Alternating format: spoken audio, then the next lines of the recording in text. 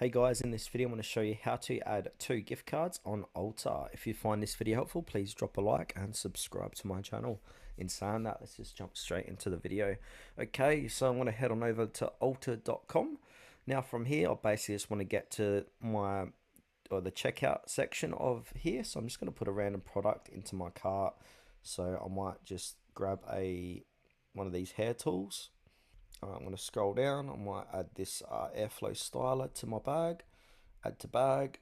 Now my bag should pop up here. I might get this in pink and click on add to bag, and then I want to view bag. So it doesn't have view bag here. Oh, here it is. So view bag. Alright, I've got something else in here, so I'm just gonna keep that. Basically, I just want to show you how to do this. Alright, so basically you need to go ahead and click on checkout. Make sure everything you're getting is correct. You can add a coupon code here too, by the way, and you can also make this order a gift. So for me, I'm going to click on checkout. I might need to sign in. I'm going to continue as guest actually, just to make this quicker. Alright, from here I want to put in my shipping details. I'm going to chuck that in now, and then I'm going to click on save and continue. I'm going to enter a valid phone number.